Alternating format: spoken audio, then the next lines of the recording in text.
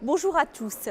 Alors mon combat en tant que parlementaire pendant les 5 dernières années a été de faire en sorte qu'en construisant l'Union européenne, il y ait une concurrence loyale au sein de l'Union européenne. Je crois que c'est un véritable enjeu si on veut continuer à travailler ensemble et à aller plus loin à 28 et demain à 27. Quand je dis concurrence loyale, c'est entre les différentes parties géographiques de l'Union européenne, mais c'est aussi entre les grandes entreprises, les petites entreprises, et puis c'est entre les entreprises plus traditionnelles et les géants du net.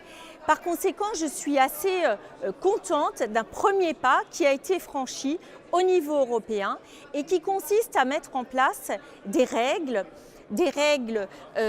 qui permettent aux petites entreprises qui passent par des géants du net pour vendre, par exemple, via des plateformes numériques, pour que ces entreprises connaissent par écrit de manière très claire les conditions de contractualisation avec ces géants du net. Je crois que c'est quelque chose d'indispensable pour protéger ces petites et ces moyennes entreprises. Alors, ce n'est qu'une étape, une première étape, mais c'est la première fois qu'on met en place ce cadre au niveau européen. Alors bien sûr, pour les prochaines années, les chantiers restent énormes au niveau européen. Beaucoup de choses restent à faire. Alors pour ma part, je voudrais citer deux exemples qui me tiennent à cœur.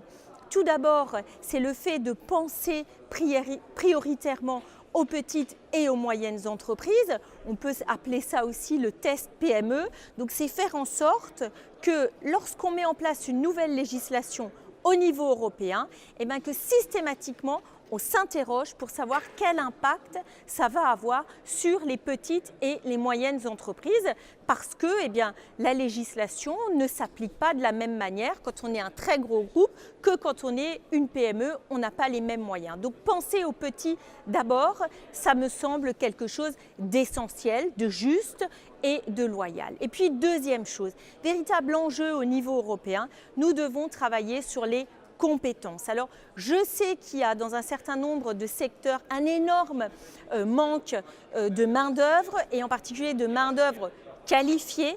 Donc, nous devons faire en sorte, au niveau européen, de travailler sur l'amélioration des compétences, faire un travail prospectif aussi, pour pouvoir prévoir quelles sont les compétences qui seront demandées dans le futur. Ça change très vite, de nouveaux métiers apparaissent, d'autres disparaissent et donc c'est un véritable enjeu au niveau européen, ce travail sur les compétences.